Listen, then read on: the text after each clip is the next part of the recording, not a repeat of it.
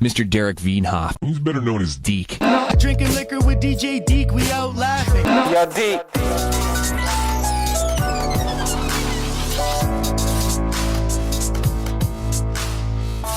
All right, yo, check it. I'm here with my buddy Joel, aka Joel, or aka Newbie Comics and Collectibles. Man, there's a lot of AKAs. I'm realizing that as I go now. Some people call me Joel. Some people call me Joel. Lately, it's been Newbie. So, yeah, thanks for having me, brother. Appreciate it. I know what you do. Appreciate the time. So, yeah, let's get started. This is going to be great. I'm just excited to learn all about your YouTube journey and the fact that you've got into comics, or rather, you've probably been into comics for a long time, and I never really knew. And you already have, you started, a couple months ago, and you have, 650 subscribers already? So, May 16th, I started, and it is July 4th. I got 652 as of right now. Yeah. That's awesome. I think you got a contest running now, too, or something? You're trying to reach 750? Yeah, I'm trying to reach 750. Kind of got lucky. You learn as you go, especially me. I'm still learning. 2 months, you can't really say that you're a YouTuber or you're successful. Just trying to stay humble at the fact I've been so, getting a lot of people's attention. But yeah, usually a lot of people do them every time they reach a century mark. So 100, 2, 3, 4, 5, and so on, right? I've been lucky where I haven't had to do any of that. And even when I try to do it at 6, I went from 597 to 615 overnight. So I was just man, I can't do anything. So now I just I got 2 books. I'm like, you know what? I'm going to give these away no matter what. Let's get to 750 and that's it. Right. So how does it work? They have to, or whoever's the 750th subscriber gets something, or? So yeah. So on my end, I can see who subscribes to me. So if you do unsubscribe, I know who you are. But yeah, it just comes to me, and then as soon as I get to 750, I'll put it. I'll just drop a video. That's what most guys do, right? They kind of can set their YouTube to a certain number, and then they just get notified hey, 750, boom, let's drop it. And they drop it quick because, that's 751st or 2nd. They probably want to get on it too. So right. So it's comics and collectibles. So mostly you've been doing comics so far. How many of what constitutes collectibles? Is any figurines, anything really? Okay, so I put the collectibles in because I don't want to short side and cut off my connections. I want to build connections with, and these are true things, people. But action figures, the Funko world. The Funko world is crazy. If you're into cars, you know how crazy people are in the Subaru and Jeep life? The Funko people and the action figures, it just think of them as that, There's just so many avenues you could do. There's anime, there's drawing, there's, posters, there's... So it's niche, but you don't want to close off the door. Yeah, exactly. So that's kind of why I put collectibles. And, I'm starting to realize I'm a big sneakerhead too. I play sports, so... Right off the top, people think, oh, you play sports, you can't be into this, but I am. But just sports collectibles and sneakers as well. And I'm finding out but there's a few comic guys who love sneakers and they sell sneakers too. True. No, that makes sense. So how far back does your love for comics go then? Let's go back to the beginning. Well, my mom and my dad. No, I'm just kidding. You know what? It was the 1990s Spider-Man and the 1990s X-Men. Just strictly comics or the shows? Oh, too? Just the shows. The shows got me into it. Right. And even back then in the early 90s, so I was born 88, so early 90s, I'm hanging under the age of 12.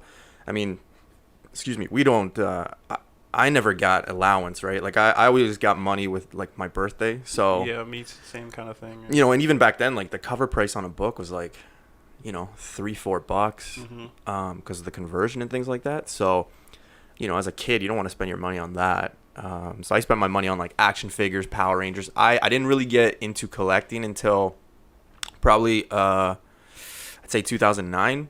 And it's funny because I've known you since probably 2007.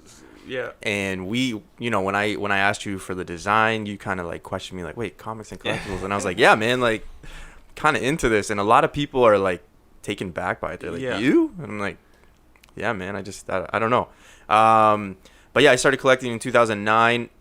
Mostly, I wanted to be the guy that had all the dope stuff that like everybody wanted. You know, like I wanted to be the guy like, oh, you know, go see Joel. Right. Like, he'll probably sell you that book. Right. I've always been fascinated about like predicting the market and speculation too. So Okay. I've always been one of those guys like, okay, you know what? If I hear something, I'm gonna buy like 5 of these books now that they're cheap. It's like Like anything that you collect and sell.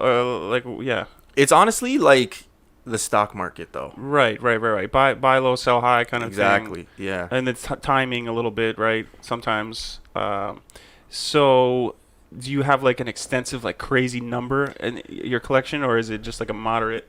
Oh man, when Is it crazy? So I don't even know if you remember, but I had I won't say crazy because you know I'm more mature, but I had an ex-girlfriend. She was kind of not about the whole collecting Okay. life. You know, I was about 24, 25, and she had kind of. Did you burn them? No. Pff, I'd be in jail right now. No, but she kind of just pushed me into selling them. You know, she was just she came from the background of like, you know, you're gonna be 25. You know, Just get rid of this shit. You got to be a man. Pay It's some time for bills. me- Yeah, exactly. Right. Where realistically, it's like, you know, I have my house. You know, I'm fine. You know, like I pay my this bill. stuff I'm keeps good. its value, or it's going to be worth more in the future anyway. Exactly. So I actually had a story about that because 2 of the comics that that I sold, I basically picked up for $2. And if anybody knows anything about certain characters, it was like the Iron Spider-Man suit that Tom Holland wears in the Spider-Man movie, the new one. So I picked it up for like $2. I got about like 4 or 5 copies, and like if you go look at it now, it's like a $60 book. You know what I mean? So like you look at things like that. Fantastic Four 52, first appearance of Black Panther. I think I paid like $100 for it. It's like a $400 book now, you know, like, Right. so I was always good at that, but yeah, I basically got pushed into selling stuff. We broke up, long story short, met, you know, my current girlfriend. She kind of just pushed me to, you know, do what you love. Like, who cares? Yeah. Even though she's not into it at all. So, you know, it's really good when you have support from like your partner and like just 100%, people 100%. like, you know, your friends and your family circle for sure. Yeah. For any weird hobby, like for me, it's gaming. Like, Yeah. my fiance is like, look, that's the way that you like unwind at the end of a day or whatever. Like, go for it. Like, That's it, I yeah. have like 600 hours on Overwatch, but I'm not about to stop. Like, Yeah. that's what I enjoy doing. You know, it's yeah, that's interesting. I never really bought. I don't think I've even like bought a comic. Like you see, I have some graphic novel Yeah. type things up there. I don't know what you call those, but those Back are issues. more like I was on vacation. Oh, no, graphic novels, yeah. Checked out I was in Montreal, looked up like comic shops because I like to like do random shopping like that when we're out of town. Just, you know, to browse, found something look cool. Like a couple of them are gifts or whatever. The one's the Batman Ninja Turtles crossover, which is kind of dope. Yeah. But Anything Ninja Turtles, man, is super nostalgia, super cool. yeah, for sure. That's like our generation, right? We're Yeah, oh yeah. Ninja Turtles, Batman, Spider-Man, whatever. But like, I just went to Canadian Tire. I was wearing this X-Men shirt, and this little kid, I'm at the checkout. He's like, "Oh, that's so cool, man." But so I like how on your YouTube channel you do a lot of different content. You do interviews with other YouTubers or other comic collectors. You also do like unboxings. You do, and you have your desk there, and then you also have your computer. So when you're describing the books and stuff, you're looking on eBay, and you're also like giving people the prices and how many have sold. I think that's a pretty interesting angle. man. Like, my question, I guess, is the different things that you do in your YouTube channel. How are you influenced to decide these things, or how did you come up with the layout of how you're going to approach it? Like, and do you do all the edit? There's a lot of questions, but do you do all the editing and everything yourself, or do you have like people help you? Because it's pretty top notch for a new YouTuber. Man, and honestly, that's kind of where I kind of struggled with picking the name. Newbie took a while. It kind of starts there because I remember going into certain comic book stores and things like that, and just, you know, getting laughed. I remember going into one store downtown. Can I name drop or? Yeah, sure. Phoenix Rising. Shout out Phoenix Rising. This might be a bad story. But I remember going in there, and the guy said, he's like, yeah, we have comic books. And I remember asking him a few years ago, I'm like, oh, so do you have like, you know, slabs or anything like that? And he just kind of laughed at me to the point where like he didn't even like say any words after. He just laughed, and like I just kind of felt like, hey, you know what? You're like disrespecting me. I'm just gonna leave. Like, I'm not gonna give you my money. And a slab is what again? So the ones So like a raw book is just like a book that you could just buy like that. A slab is where you send it off. There's 2 companies. It's like encased kind of thing? Yeah, and it's like sealed and everything. It's graded. Right. And the thing with that is once it's slabbed, your price point for selling and what it's valued at is sealed, because it's not going to lose. It's not going to degrade. It's not going to lose. But at the same time, if you're selling, right, it's like buying a car. You know, you can go and buy it brand new, or are you going to go and buy it used? If you go buy it used, you're kind of going on the guy's word. So if I'm selling you a book and saying, you know what, it's near mint, it's a 9.0. I'm trying to sell you that it's at that you price get to page point. 27. There's some kid drew a face on it. Exactly. Something. So now automatically it's a 5.0, but you just gave me 9.0 money, right? So there's pros and cons to it. A lot of guys like slabbed. A lot of guys like, you know, raw books and things like that. But yeah, honestly, I do all my editing by myself, and I'm not the biggest on tech stuff. You know, it works like everything you're doing. Like I'm honestly just trying to grab the whole concept. I know I'm making it long, but the whole concept was just trying to welcome new people to not be intimidated to do stuff. I know there's been guys in the YouTube and in the comic community that I've asked things and like they've kind of shut the door, like just before, right? Like I had anything, because if you don't have anything like to back you up, or like people can't see that you're real in something, no one's going to take you serious, right? For sure. So I found that like before the YouTube channel, a lot of guys were like closed off. Now that I have a channel, you know, they're kind of like, oh man, I talked to you? Oh, I'm sorry. Like, you know, and now they're they're talking, and they see your quality and they see that you know enough to get through. Yeah, because like you'll admit, I've seen some of your videos, you'd be like, I don't know about this one, I'm going to do research. Exactly. You know, you're honest when you don't know something. And that's the key, man. Like, I'm not trying to fake my knowledge of stuff. Like, I think I was on a live chat with Burke Family 54. He's one of the good guys in the community. He's in Kansas, and he helped me out. And he asked me all the time. He's like, "Oh, did you read this one?" And I'll go on air and be like, "You know what? I haven't read this. I don't read a lot of them. I'm more on the collecting, investing, and like just speculating side." But it was almost just trying to help the new guys coming in, and just to have a place where they, you know, didn't have to feel stupid. I try to do those specs and like books to get, because I never had that, you know, like, and now that I have like certain connections where people are telling me books, like not that I want to 100% tell somebody, because the number one rule is, you know, you want to secure what you are specking on before you spec on it. Because if you're telling people, hey, go buy this book, right, like, but you don't have it, then, you know, you're just gonna drive the price up, right? So you got to be very careful with things like that. Yeah. So this community, is it mostly strictly YouTube? Are there forums that these guys visit and connect on? Like, were you just following you know, several YouTubers beforehand and just seeing how people do different things, and then you kind of gathered the pros and cons and just kind of made your own approach based on that? Like, the newbie thing works really well, especially the name you mentioned, because like if I'm looking up, I might actually just type that in, like, hey, I'm a newbie comic collector. So you might type in like comics for newbies, yeah, and your shit will come up. Yeah, so exactly. That's perfect. So that's actually amazing. That also works. I remember when I was giving it out, and actually, for those of you that don't know, Deke here actually did my logo. So shout outs to Deke. He was there from day one.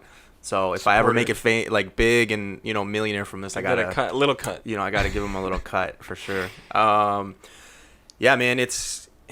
The thing is, I think, and I don't want my words to get twisted here, because the pandemic has sucked. A lot of people have suffered and, you know, died, unfortunately. But I think for this passion that I've had, I think the pandemic was the silver lining, because it gave me more time to do it. A lot of other people started to do it as well, and a lot of people came together. You know, let's face it, before the pandemic, everybody was just, you know, boom, boom, boom, go. So like, are you really gonna sit in front of a computer all day? Not like I do all day, but like, you know, there are times where instead of just sitting watching TV, now I'm watching like shows with like certain buddies, or they ask me to go live and things like that. But mostly it's just word of mouth. Like I said, man, May 15th, May 16th, I dropped, outside of like, say, like my sisters, my parents, and like my girlfriend, I had no subscribers, no followers, nothing. And then to say 2 months later, even the IG newbie comics on Instagram, I think it's like at 2,400 followers, constantly being messaged now. Wow. It's one of those things, man. Like, I have like both accounts. I have like my personal and that one, but it's sometimes frustrating now because you know how iPhone does that, like how much time you've spent on your phone. Yeah. Before this, it was like maybe 2 hours. Yeah. A day. Now it's like 7, just because it like. But that's investment into your passion, right? Like, I don't know if you watch Gary Vee a lot. Oh yeah. I think anybody who's like an entrepreneur or a flipper or a collector or a YouTuber would probably know of Gary Vee. And I don't know why, but he's somewhat controversial because people think it's a lot of bullshit that he says. But if you actually stop and listen to what he says and apply it, it actually works. And I think that's kind of his main point anyway. But as far as the time spent, like, he's the guy that tells you, like, if you sleep 8 hours, start sleeping 7. Like, you have to be on LinkedIn, Facebook, whatever the pertaining socials are for your thing, and you have to be on there, like, checking hashtags, DMing people, hey, try my product, or hey, can I give you something for free and you can test it out. Like, you have to be putting in that time. So I could see the point that, like, it sucks that we might spend a lot of time on social media, but if it's contributing to your hobby or a passion or something that, I mean, you can monetize this on some level at some point too. So it's all an investment into your passion. Yeah, and I think that's key too, because when you are watching different people, like, you're on the live chats and things like that, so you're able to talk with other people, and then like, I see a lot of guys just be like, hey, and then they'll like tag that person just to everybody that comes in, but they don't build relationships. They're just trying to get the people to sub you. But it's like when you go on like a famous rapper's Instagram, and there's always like weird accounts commenting like, check out my single, I'm a 16-year-old rapper from Nevada, or like random shit, and you're like, what? Well, like, give me a reason to check it out. Like, exactly, right? So like, you have to build like anything, you have to build connections, and this is a hobby. It's pricey, so you got to be careful with that, because if you're just gonna think you're gonna come in and with no knowledge and just buy certain books just to be like, hey, you know what, I know my stuff, you're gonna get burned, because you do have to have a lot of knowledge. Comics come out every Wednesday. It's like a holiday every Wednesday for the geeks, and I'm one of those, so please don't get offended.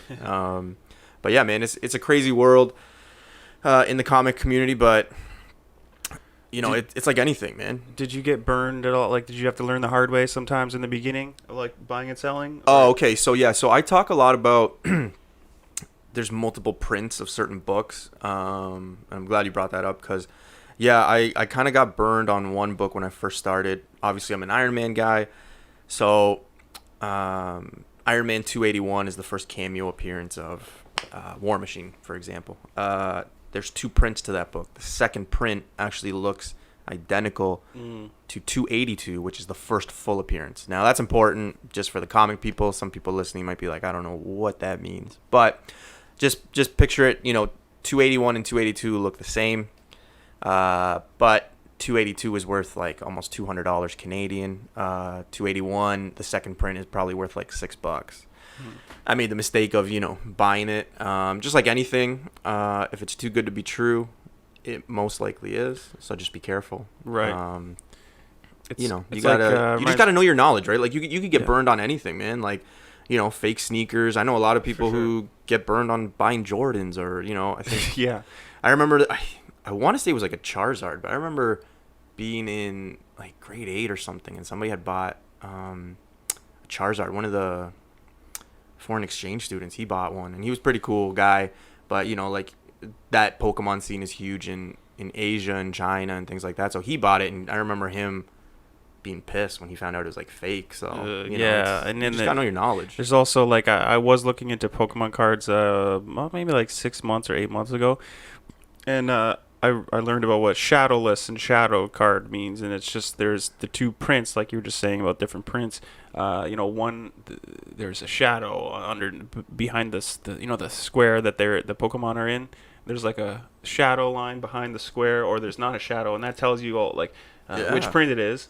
And the one is way more rare, from the 1999 series or whatever, or 80 or 98 or 99, whichever it is. And then there was a 2000 print, and the 2000 is the one that's shadowed or whichever one it is, it has like tons more prints of that one. So if you get the 99s, those are the rare ones. So I was going on Kijiji for a while, going to people's houses, checking out their kids' collections. Like, just sit. You mind if I sit here for a few minutes and go through this? No, go ahead. I look through, trying to look for the shadow. Right, I'm looking through them. I'm like, there's nothing really here. Like, sorry, like, but and someone was selling their whole Pokemon card collection. It was some guy in like Fort Erie, and it was, I want to say, like literally 100,000 cards. They're all There's boxed that up. many? I thought there was like when I was a kid, it was like there are multiple Pokemon. No, I mean there are multiple prints, multiple okay. copies of some, whatever. Jesus. But he listed like some of the high level ones that were in there. Like, hey, there's a Charizard condition 8, whatever, blah blah blah. And I, not seriously, but I considered the money of how much I could haggle with. Maybe I could get this collection for a certain amount of thousands of dollars, and how much I would have to sell, to make it back and shit. And it's anything you do like that, it's going to be a lifetime investment. It's like that's a full-time job now, because now you got to search through all these cards and figure them all out. See, and then you got to sell them. That takes time too, right? Like, how do you find if you're trying to sell a comic? Do they go pretty quick, or depends on which comic it is? You know what? There's a lot of good sites, and then there's a lot of bad sites. I think one negative about being in Canada is just the fact that a lot of the people that want to buy, the consumers, are all mostly in the U.S.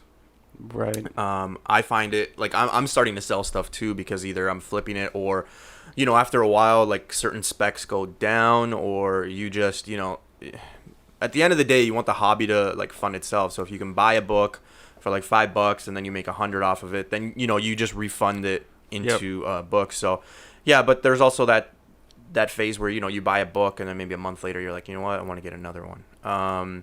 You can use eBay. The only problem is now eBay's using they've implemented tax. What most people don't realize, when they go on eBay takes a cut, but at the end of every month.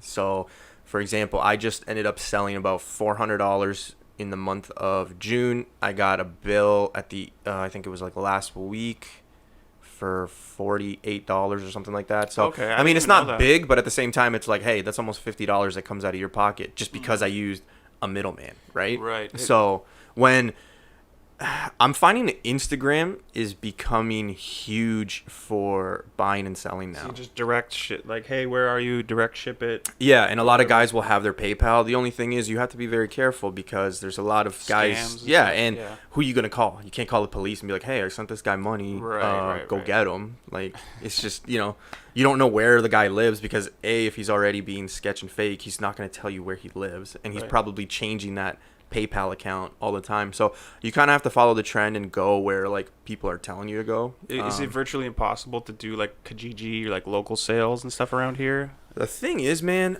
even if you go to Toronto or something? Toronto,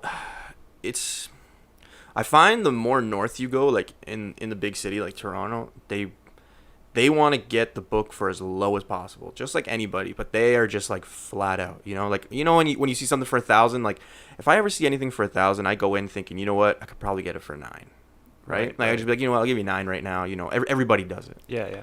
I find, like, and this is no offense to anyone in Toronto, I'm just saying, like, with my experiences, like, even Hamilton, like, they'll just come at you and be like, oh yeah, I'll give you like 600, like, the low of the low. And it is not a judgment on them. It's just like they see so many more books and they're around more people that I think that's just how it is. Yeah, that's how they do it, because they don't have time to haggle. Like, I get it. I see both sides of that thing, and it happens to me because I've been flipping stuff on Kijiji lately, here and there, little things. I don't know if I mentioned the traffic lights on the podcast yet, but you see this crosswalk here, guys. I've been buying old broken traffic lights. I got this for $1. It had a rat's nest in it. It was missing a bulb and shit. And these things list for $2.50, $3, whatever. But I haggle with people, like, when I'm trying to buy the thing.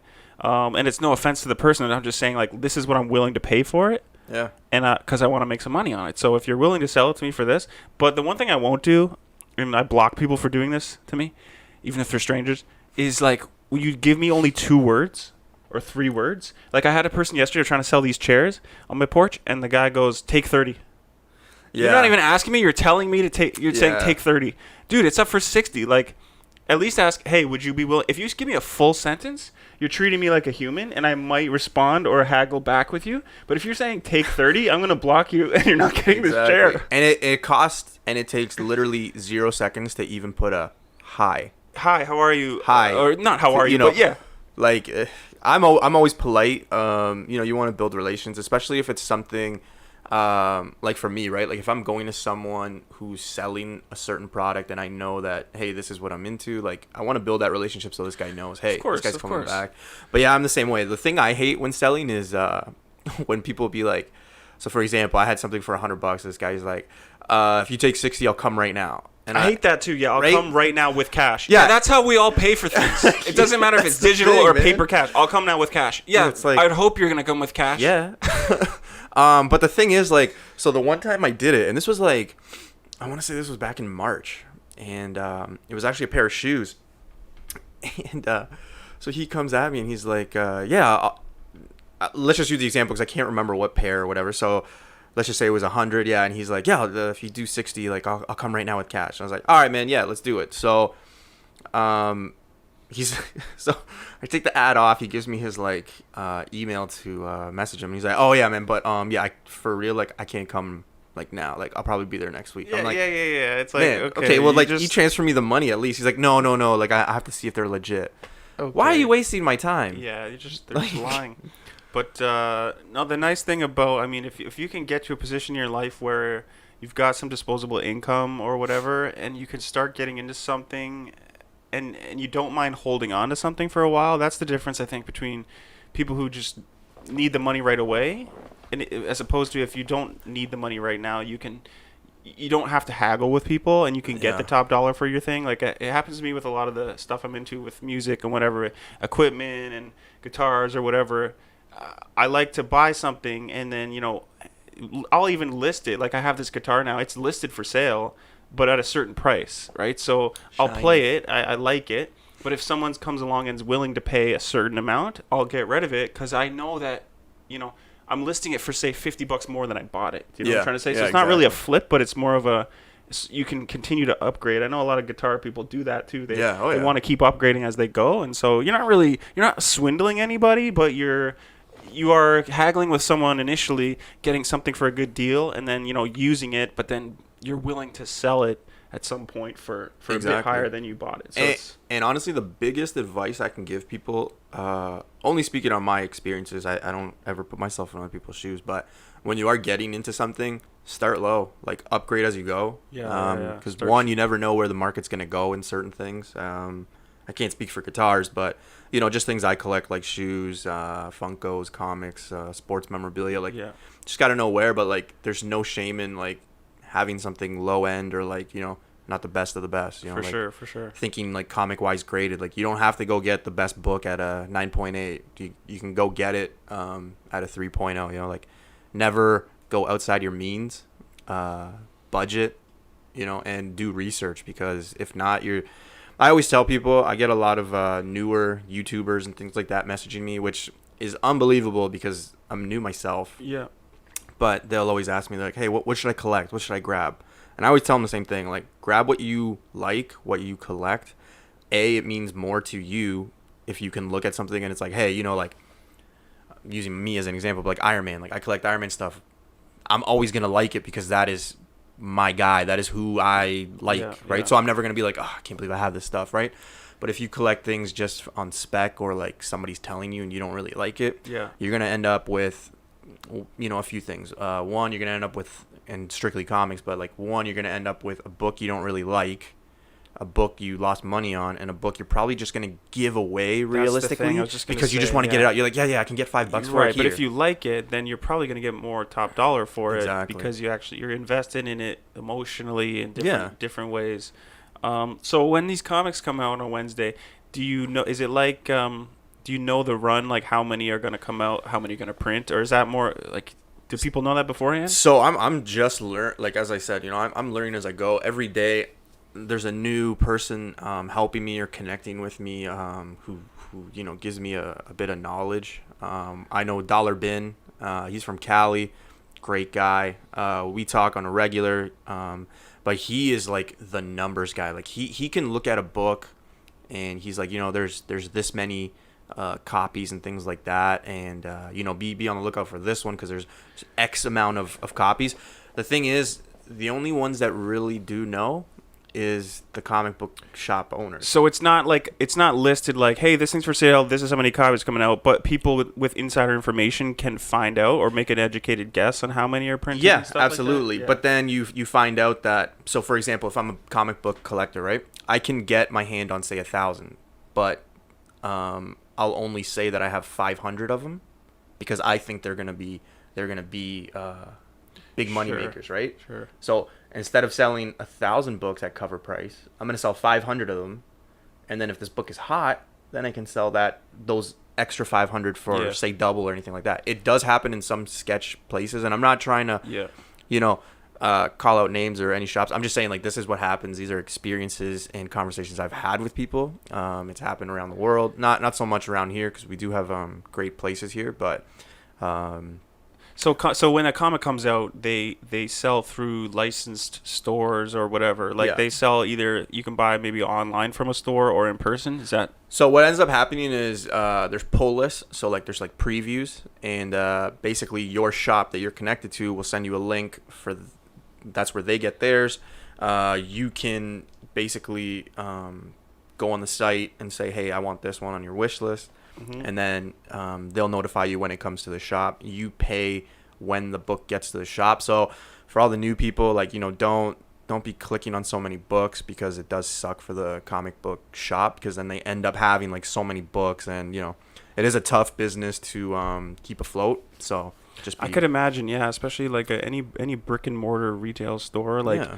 That's got to be tough in like today's, especially with the pandemic. Like I know a lot of places are going out of business. Everything's just on. Well, we've been hearing that for years about this transition to online retailing, right? Like Amazon and all that, and even the bookstores, going. I think it's gonna change because like even how I meet people now and like how I interview and things like that, like on StreamYard and Zoom and stuff. Like, I think that stuff is here to stay. I don't think there's gonna be a lot of. I mean, I get people are going to hang out and stuff like that, but I can totally see it. I see businesses. I don't think comic books, maybe, because they could probably sell a lot of money if, like, say you can get this product and you can just, like, store it in a house, right? And you can just sell it as, like, an online store. You're not. I guess I was just thinking like it is nicer for a comic book. You want to go in the store and look at them, right? Absolutely. It's probably way better. Yeah, but I can totally see a lot of businesses go that route and say, you know what, we're saving money with not having a property. So. Did you catch this? I forget the name of it. There was like a documentary on Netflix maybe last year about baseball cards. And the phenomenon. What was it called? It was about this one guy meeting his dad, who he was estranged from. And his dad owned a baseball card store, and then his dad's store went out of business, and then it was about the journey to go like find my dad, ask him first of all what the hell happened, like why'd you leave me, and then why'd your like what happened to your store and shit. So he went and found his old partner who was like selling cards at a trade show or whatever. And he gave him the info, and he ends up finding his dad. And it's funny, like his dad's like, I don't know why I left. I'm sorry. And then they kind of like rekindle a bit. But it was kind of about how the phenomenon of baseball card collecting, which I have, I would have to look for them. I don't know if I have my baseball cards anymore, but I did have a lot at the time, like in the 90s. And I guess like it was this craze that kind of people made money off it, but then eventually there was like so many overprints of all these cards, and the value of all these baseball cards like tanked, and so a lot of people have these giant collections that are worth pennies now. Man, I think I haven't seen that, so I'm gonna have to get the title for that because like I'll watch that for sure. Two, the card industry, especially during this pandemic, every week it seems like there's a new record. Like I think it was like 3-4 weeks ago was like the Mike Trout card went for like 915,000. Then there was like a Jordan card. Now I think I read on Monday or Tuesday that LeBron card went for like 960. Like it's just ridiculous. Like people just are sitting at home and they're just spending crazy amounts. And that's one of the things I keep telling people about comics and things, especially in comics, is the current prices are eventually going to go down because everybody's just buying. Mm-hmm. Because for the longest time, you couldn't go into stores, like, especially here in Canada. They just opened the doors, like, normally Right. 2 weeks ago. Recently, yeah. You know what I mean? I mean, some U.S. stores were open, like, a month ago. But, yeah, the prices on things are just crazy, man. I found the name of that thing. It's called Jack of All Trades. Jack of all trades. Okay, I'm going to check it out. Yeah, it's a documentary on the rise and fall of the baseball card industry and an American family. So, yeah, it was worth a watch. I think he even interviews like some of the one or two of the baseball players of one of like whatever the most popular card was. He gets the actual player to like talk about that shit. The thing with cards, too, that I'm noticing, it wasn't so... I never noticed this when I was, like, younger collecting it because, you know, as a kid, you get anything and you open it. Like, yeah. Props to all those dads that buy, like, a toy for their kid or buy 2 of them and then just store one away. Yeah. Because I know anytime I got anything, I'm just opening it. Like, I'd never had a care. But the card industry, man, like, a lot of guys are just... They collect just the boxes that have so many packs in it. And they're going for, like, $400 or $500 because they're selling you on the, hey, that card could be in here. Yeah, exactly. Right. So one of your recent videos too, it was a mystery box type thing, and so there was supposed to be a possible winner in one of these boxes, and it was a Juggernaut. First appearance of Juggernaut, yeah, which is about I think it was graded at a 6.5, 7, which was like a $400 book, give or take. And so did you think you were possibly gonna win, or you just wanted to like try and like either way it could be content for your channel too, right? So funny story. So I was talking to again, and I'm referencing their YouTube handles and their IGs because you know that's just the way to go out there. His name is Steve, but if I tell you Steve, I mean you know.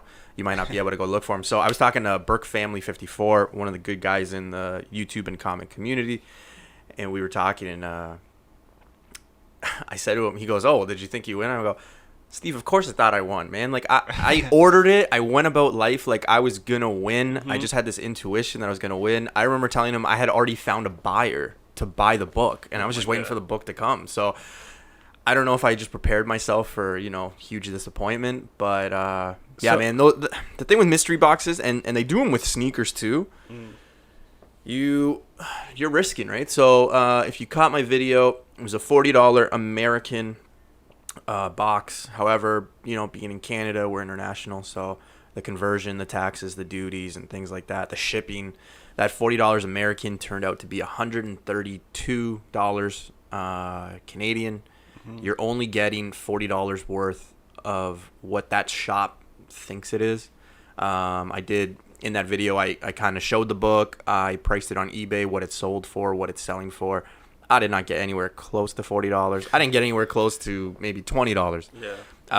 But those are the gambles you take. It was something that took about 2.5 months to get there. So like I literally did this as one of the first ideas that came to mind when thinking of the channel, thinking I was going to get it sooner. Now being more into the community and things like that, I can say I'm not a mystery box guy. I know a few people are sending me some mystery boxes and things like that. Totally appreciative. But would I go out of pocket? No, because $131 or $132, you can get a reasonable book that you would want. Yes. Right? So I'd rather just have a book that I want than a gamble, I guess you could say. Right. So you wouldn't take the chance again on that kind of thing. So you said you're an Iron Man guy. Spider-Man you like. What Venom. Other Venom? Yeah, so I would probably say Iron Man, and after Iron Man, there's no specific order. Because sometimes it's kind of weird because people are like, oh, what's your third favorite? Oh, what's your fourth favorite? It's like, man, I don't know. It's like when people ask you, what's your favorite color? Well, mine's red. Okay, what's your second favorite? Yeah, I don't like. I only have one favorite color. Like I don't know what to tell you. When it comes to like things like this though, Iron Man, Venom, Silver Surfer, Winter Soldier. Ant-Man. I always get shade for that when I say Ant-Man, but I just think it'd be cool, like if you had that power, just like, and then you just go down. It's like, hey, later. If you think about it, like every superhero power is fucking dope. Well, I mean, if I look like Killer Croc, I don't know. I don't know if I'd want that. Okay. I mean, I'd get super strength, but I don't want to look like a crocodile. There's got to be. I find my knowledge to be like I would be super newbie if I started a YouTube channel. super newbie, but. So I mean, you admit that you're new and everything, but where do you rank yourself on like knowledge in general of like DC and Marvel? Like, you know what I'm trying to ask? Man, yeah, it's okay. So it's so weird because my girlfriend always calls me out on this, but she's like with sports knowledge, shoe knowledge, even comics, right? Yeah. Like, it's almost like I have an identical. What is it when you can like you know, like if I read that, this is the first appearance of something or whatever, like it's stuck just in stuck. there? Yeah, You'll it's never stuck in there. forget So like it? I always know, like if a comic book, if I'm flipping through a box, I see a comic, I know if it's a first appearance, if it's a cameo, it's things like that. It's just like it's in my memory, I guess. Yeah, so you're pretty up there, but you're just saying there's other guys that just know everything or whatever. Yeah, I mean, there's not.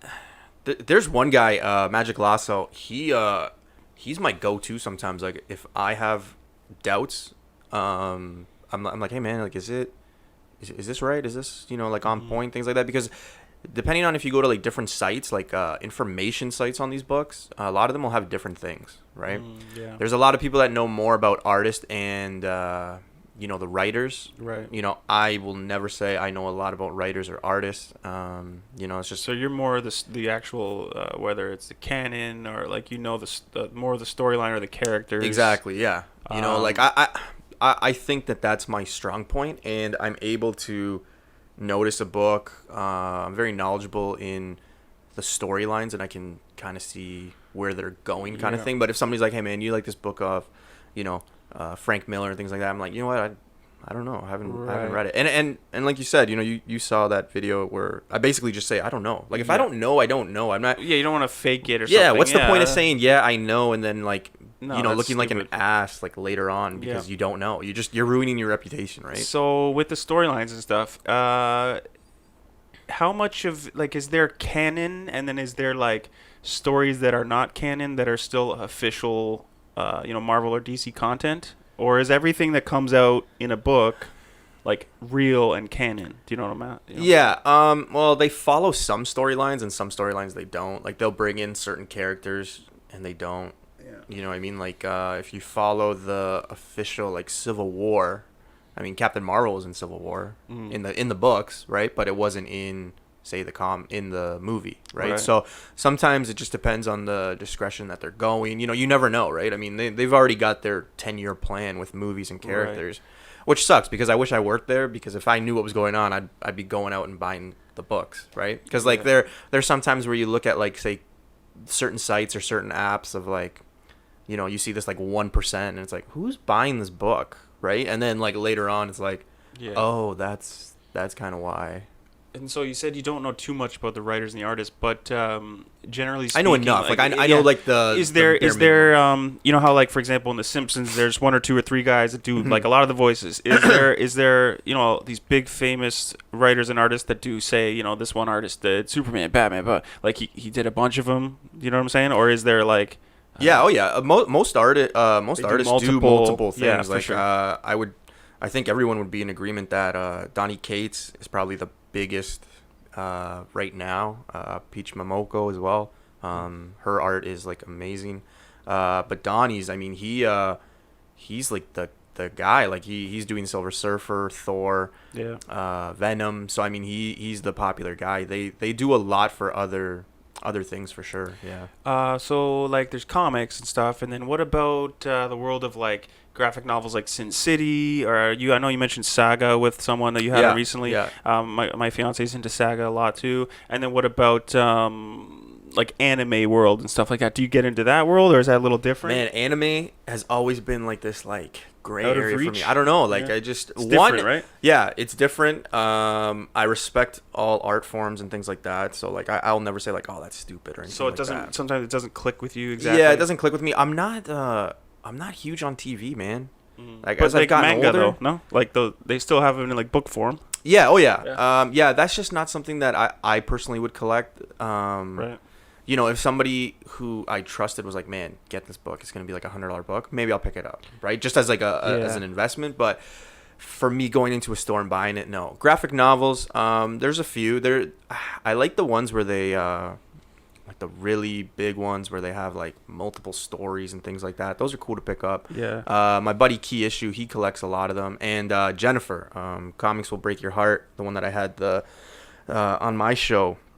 the other day. She collects a lot of them. Like there's a market for it. A lot of people like them. Yeah. I'm mostly just back issues and collecting. That makes sense to me, I guess. Like, it's kind of like we go back to the beginning of this conversation. It's what you're influenced from a young age. Like, we were '90s kids, so that's what they were showing on TV and stuff.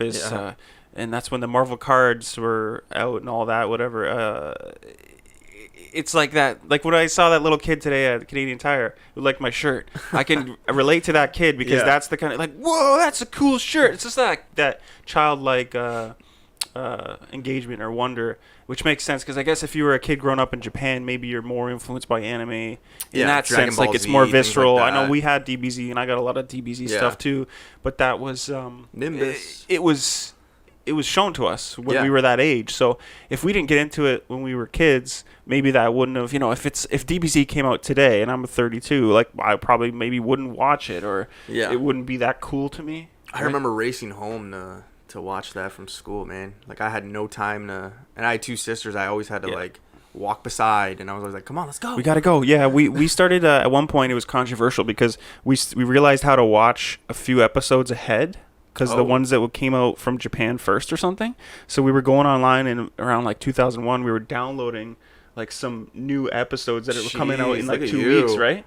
And we were like, no, don't go ahead. Like, don't skip ahead. Like, you got to watch it when everybody else watches it. And man, that's, those days. Dragon Ball Z, things like that. Yeah, Pokemon, Yeah, it does seem corny, like, now that we're older and looking at it. I mean, at some level, but you see it in movies too, man. Like, think back to 2003, 4. Okay, there had been nothing, absolutely nothing. Then all of a sudden, X-Men comes out, right? like the movie. Yeah, the movies. Yeah, right. yeah. And everybody's like, "Oh my God, this is crazy!" All right, I challenge you to watch those movies now, in 2020. And say, you know what, that was a good movie. It Really? happened. You don't think they hold up? Like, well, just because like the storyline and some of the characters, like they butchered and things like that. Okay, yeah. Like they could have. I'm a big Magneto fan too, and I just think they butchered him and things like that. But it's like no matter what generation you live in, you think it's the best. For sure, right? that makes sense. So yeah. it's just natural and human nature to in 2020. Well, 2020. Whatever is better than 2019 or 20 and so on, right? And next year I'll probably be sitting somewhere saying, you know what, this is the best one. Yeah, it's kind of like cover songs. Like a lot of young people these days hear a sample or a song. Yeah. And they like that Lil Wayne song with the special delivery G-Dep beat. Oh, Ding, yeah. ding, ding, ding, And ding, nobody ding, realizes they that's go, this song's the best. Yeah. Then they dance in the club, but you're like, you guys don't know. This was G-Dep. Like, he turned himself in for murder. Like, this is was a like whole 99, history that you don't people. even know. That you'll just never know. And they go, who's G-Dep? Like, they have no idea. Yeah, man, it's crazy. I find that with a lot of younger people, with music and things like that too. Yeah, for sure. Because I always, I don't want to say I'm judgmental, but I look at, because I'm a DJ / producer, I guess I'm a bit of a music head. So if people don't know stuff like that, I get really upset. It annoys me. But really, they're just normal music consumers. That's just, you can't expect them to go research every sample and every song and know what's a cover and what's not. Like, they just like the song. Like, it almost happens. Like for me, it happens in like the athletic world where people are talking sports and they're like, oh yeah, this person just got traded there, and it's like, yeah, he played there like 7 years ago too. Right. He not that big of a deal. like, Or no, man, you don't know. I'm like, okay. Like it's just, whatever. It's part about being young and growing up, I guess. I don't remember being like that when I was younger. I was kind of just always quiet, which is shocking because my girlfriend probably thinks I talk way too much. But so any big plans for your YouTube endeavor next? Or are you just going to keep putting out content, keep interviewing people? You know what? I've got a lot of things on the go. The Postal Service is, just, no offense to them, it's just the pandemic and things, so I get it, but I think it's getting a little better now. Like, it even is. Amazon is faster now, I noticed. And stuff. Yeah. It's nowhere where it was, like, say, 2-3 weeks ago. Right, for sure. but at least it is it's getting better. Yeah. So I do have a lot of things, like, in the mail. I've got a few things that have been sent to me. I have a few mystery boxes that were sent to me as well.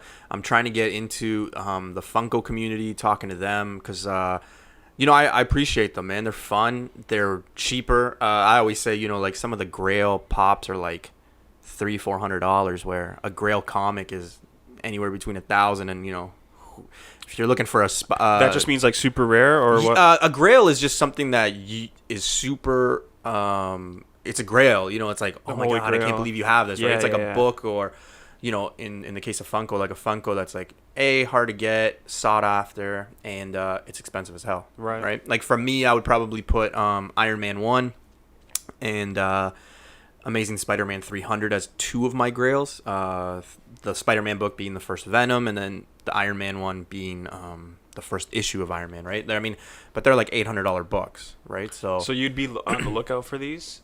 All the time, man. Yeah. All the time. You want to find books in the wild. Not to say you will never come across them, because you can. In the wild means, you know, you go into like a flea market, or you go to a collection, a yard sale, things like that, and it's just there. But you never know. There's many stories like that. I actually, speaking about that, I've got a few videos because the flea market's opened up. So I connected with some sellers from there. So I got a few videos coming for that. I came across two collections, 16,000 comic collection and a 13,000 comic collection. This is what you came across this in real life, in the wild? In real life, in the wild. In Niagara, like here? Yeah. So one is in Welland and the other one is in Font Hill, I believe. So these are guys that, you know, my name is kind of getting out there now. So a lot of people are just, you know, commenting me. And that comes from a humble place, guys. Like, I'm not saying, you know, oh, I'm getting famous, because, like, you know. No, but after 2 months or whatever, I mean, 650 subscribers, like, you're obviously putting in work and, like, connecting with people on a real level. I mean, I've been doing Dcast now for, like, 5-6 years, and I don't promote it that much, but I got, like, 70 subscribers. It's more of a small community that... You gotta do a giveaway, man. Like, give away, like, one of these mics, you know? Like, get me to 100 and you get a mic. Give away the Dcast sign. No, I mean, you know, it you have to... And I've known you for a long time, man. I know you love what you do. You're not in it for fame or money, and neither am I, right? And like, for me, it's a bit of a stepping stone. Like, I'm doing this as a learning, like a project, and I'm trying to. I more care about the conversations that I have with people. Yeah, it's not so much about how big it gets, but it could be. I'm learning all this stuff, and then once I move on from this, maybe I'll do a different type of YouTube channel, you know, like something more niche, because it's hard to do a podcast about nothing, like a poor man's Joe Rogan, because it's cool, it's fun, but people don't. There's no niche there. It's just my friends and people who want to check it out. And honestly, that's what I kind of started the whole basis on. Like, I wanted to help new people, and I just realized, you know, even at 32 years old, I would have, like, buddies over for a barbecue or a fire, and we're talking sports, shoes, and then, hey, we're talking about comics and movies, and it's like, man, why don't we do something about this? Like, nobody's doing it, like, in Canada, and, you know, excuse me, if there is somebody out there, like, I'm sorry, I'm not trying to offend, but I find, like, nobody's doing it. We have the luxury of, there's two really good guys in the Funko community. So we got Top Pop. He lives in Fort Erie, I think, but he is a huge name. Like, I think he's like 18, 19 years old. He started just doing videos. His mom would drive him to all these stores, and then he would take videos. It blew up. I think I know who you're talking about, because I saw he went to the store that I got all these Funkos from. It was in Beamsville. They closed their storefront. They just have a warehouse now. They just do online. But blanking on the name now. Sorry, my homie's there. I'm forgetting the name of the shop. But I think I know which one you're talking about. I saw this kid's YouTube, because I was a random Funko YouTube I was looking at, and then I'm like, oh, he's in Beamsville. Yeah, he's driving around, and he goes. He went to Niagara College, everything. Yeah, he's actually one of the good guys, young guy, knowledgeable. I've seen him at the Penn Center like a few times, and it's funny because, like, I know him. It's not like he's like a millionaire, and I would see him, and I'm like, oh my god, babe, look, that's Top Pop. And she's just like, so funny, man. But that's funny that I found him not through anyone I know around here. I found him on YouTube, just looking around. It happens to be. And the other one is Funkomon. Him and his girlfriend actually do it. I just found out he's from St. Catharines. I found him on Instagram, added him, I subbed to his channel, and he's from here. He's close to 1,000, so hopefully he gets past that. But yeah, man, we're really starting to get well represented. Nobody's doing it. In the U.S., it's harder because, like, it seems like there's so many a lot of people more. There. Yeah. I find in Canada it's just, I don't know. There's just more collectors than anything. Nobody kind of wants to put their name on anything. That's pretty cool, though. I mean, it reminds me when I started looking into this traffic light community, it's the same thing. I mean, it's like in the States, there's a bunch of these guys. Yeah. It's still niche and rare. Yeah. And they're these highly focused, nerdy types. But in Canada, there's really not much going on. Like, I'm looking for these lights. Most of them are up in Barrie, like random spots that, kind of hard to find. But in the States, they've got all the, it's just more populated. It's always in like the smaller cities, I find, for here, right? Like, those like Wellands, Font Hill, 40, certain Port collector Colborne. types, Yeah, like older guys maybe or whatever. And I was just going to say, it's like a lot of the older guys that are retiring, trying to get retirement money or things like that. Yeah, man, it's crazy. It's a crazy hobby, pricey hobby.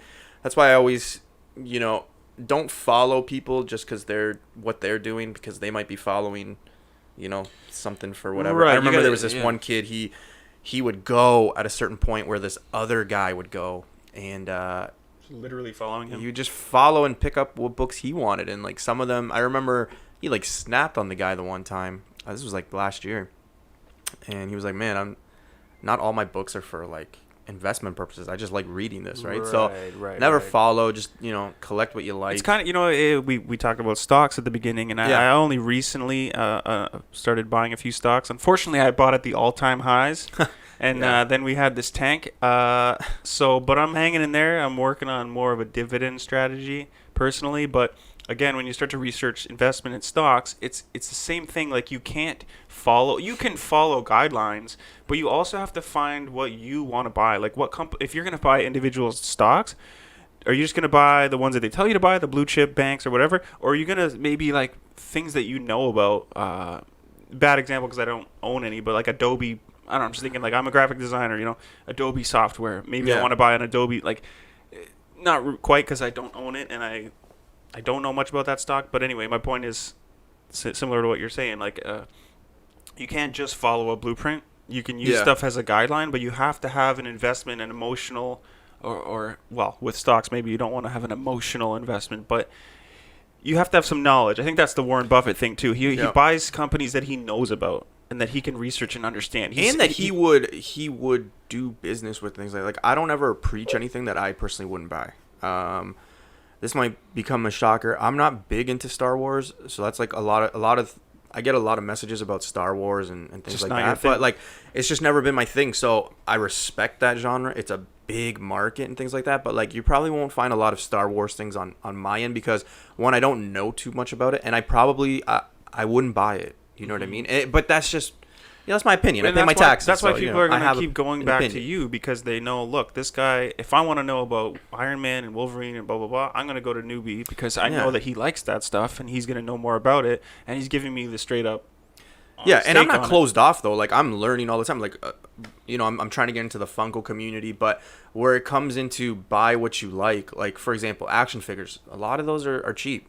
But I'm not into that community. I'm not into that world. Like, I respect them and things like that. I just wouldn't buy action figures for myself.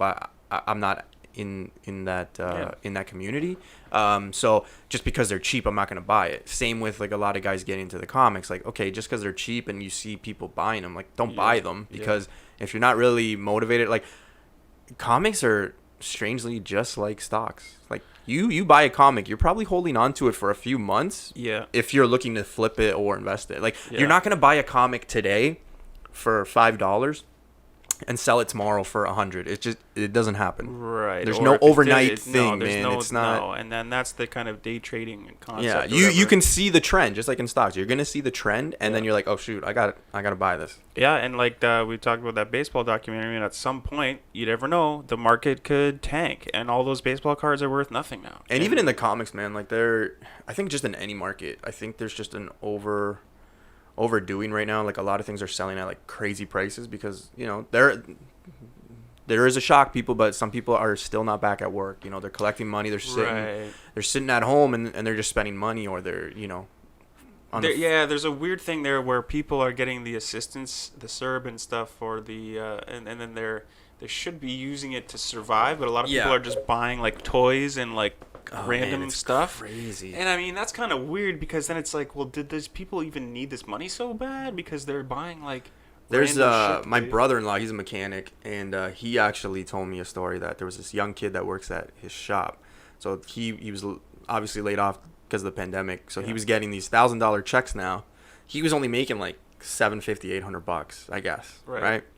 Now he's getting these $1,000 checks, and he literally, like, the first couple spent it on like brand new rims and bucket seats. And my brother-in-law was like, "Man, what are you doing? Like, yeah, like you're not gonna be back to work anytime soon. You gotta, like, save." And what people aren't realizing is the tax. You know what I mean? Like, yeah, it's gonna be taxed, and then also, yeah, I mean, I know there's a certain amount of fraud that they expected, and I think it's gonna be a large amount of fraud. I wouldn't want to be an accountant come March, April next year. No, and then there's all the, I don't know what you call it, whether you call it moral problem or whatever, but where they're going to have to say, hey, you defrauded us, so we're going to have to take this back, plus we're going to fine you, plus we're going to threaten you with jail time. It's like, but then they're going to, how are they going to really prosecute all that? And it's this big quagmire of issues, but it is an interesting thing where the money is supposed to be for survival. And I mean, I'll admit, when I was on CERB recently, and I wasn't like frivolously spending, but I mean, that's the time where I bought some of the traffic lights. Like, but you had more time. Yes, it's a hobby of yours, right? And I knew that I was gonna, use that to flip them or whatever. So it wasn't like just frivolously spending on something. But I know guys in the comic book shop that they get their $1,000 on Tuesday, and they're messaging me like, "Oh man, I can't wait to spend this money tomorrow." And then you see them at the shop, or you talk to them, or they post something, and it's like, "Man, you just spent like $600." What, like? Yeah, I guess the devil's advocate to what I'm saying is, it's your money, so do what you want. Yeah, you can do what you want with it, because you did have a job, you were getting this amount. Now, due to no fault of your own, but nature, thanks nature. Yeah. Now we gotta do the Well, it's thanks to nature, but it's also the government is deciding for you that you cannot operate. So therefore, it does make sense that you. Yeah. It's your money, and you're getting less than you used to get, and you're not choosing not to work. They're not allowing you to work. Yeah, so exactly. That makes sense. And I guess you can spend it on whatever you want. But I digress. So we learned a lot about comics today, and your channel. Can you wrap it up for us? Can you any closing thoughts, or if you want to plug anything you got coming up, and tell people where they can find your channel? You guys can find me at Newbie Comics on YouTube or Instagram. If you follow Deke, I'm on there. So if you can't find it, just go on his followers, things like that. Yeah, well, I'll link to the channel stuff in the description. Like I said, just 2 months, getting a lot of good feedback, a lot of good support, a lot of bigger guys who've been doing it longer than me kind of lead the way. For me, and they always answer. So a few shout outs here. Definitely Burke Family, Adrian Panda, Magic Lasso, Dollar Bin. Who else? Oh man, there's so many. So like I don't want to leave anyone out. Just I'll leave like a pause and do this, and then we can just add people. So but yeah, there's just a lot of good people in the community. I'm starting I actually started a Women in Comics segment. So I get some of the ladies in the comic community just to kind of do their thing, just to give them a platform, because I feel like nobody's doing that. So I wanted to just kind of be the first. I want to do things differently. I don't want to do things the same, right? Like, what's the point in following? If you're following a line, it doesn't matter if you're the second person, the fourth person, or the sixth person. You're still following a line, right? So kind of just wanted to do my own thing there. So yeah, that's got huge success with it, good reviews. So I just finished the second episode yesterday. I got 2 more lined up, so hopefully that comes up. And I got a bunch of haul videos that should be fun, man.